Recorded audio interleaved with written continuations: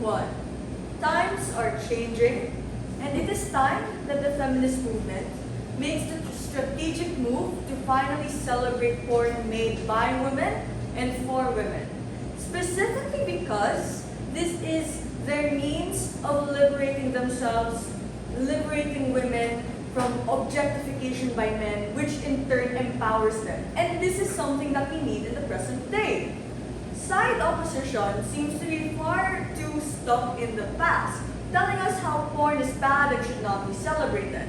But let's make a few call-outs. Firstly, the Prime Minister claims that porn's main goal is to objectify these women and is a shallow means to feel empowered.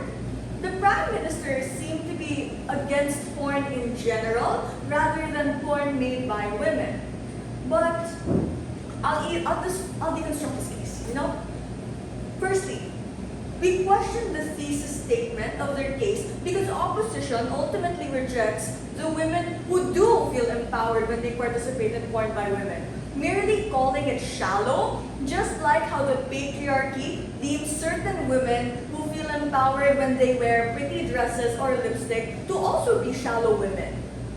But second, the normalization of pornography made by women is good because rather than stigmatizing women who feel empowered when they consume and create this kind of content, we outright celebrate it because we want women to be allowed to explore their sexuality and express it. This you get from Jaron. But finally, if this is something that you don't want to see or consume, there is still an opt-out mechanism for these individuals, which was also tackled by my deputy. But second, let's talk about the ultimate case of it. Ultimately, opposition flashes on this through a somewhat outdated lens of pornography. We tell you that nothing is perfect. In all debates, trade-offs are made, of which opt made close to none. Their case might have worked in the 1900s, but porn and society have evolved to a more modern day and liberal approach and perspective. I mean, in the past, women, porn stars, were an enemy of the feminist movement. However, now they are allies and a part of the feminist movement.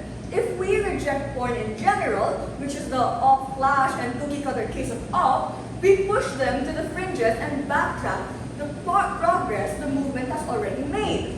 Now, lastly, the response to the POI of my partner is that they are there out of circumstance. Yes, this is true. In the past. But now, if we celebrate and consume porn by women and for women, we see these are now legitimate and rewarding choices that they've made because they might have been out of their desperation, but now this is an act of sexual liberation. We see that these are things that are legitimate and rewarding choices that they've made because they might have been out of this desperation, but over time, we push it to be better access for them to improve their videos, their content, and the production as a whole, because now they have more traction and backing from the movement. This is why it's no longer a choice between empowering women or celebrating porn. You can now empower women by celebrating these choices. But I also question the lens in which she brings up circumstances. If this is an act of desperation, I don't think it would be called porn by women. Because it means that it is an active choice by them to create and consume these kinds of media. But let's talk about the core question of this debate. The core question of this debate is simple. Which side of the house best attains the goal of the feminist movement? Now, this question is crucial to the round because both sides aim to serve the interest of the feminist movement. The goal of the feminist movement was established by my Prime Minister, who essentially tells you that this group aims to empower women who have been oppressed and objectified by the patriarchal system for so long, and we tell you that only on Affirmative are we able to celebrate the consumption and creation of porn by women, and we do this best. Now, let's analyze the round to crystallize the win for Affirmative. Firstly, the leader of opposition never necessarily discusses how his anti-porn nuances lead to meeting the principles of the feminist movement.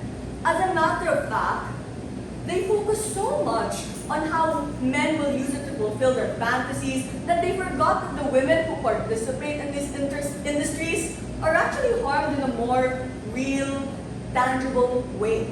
So sure, you know what?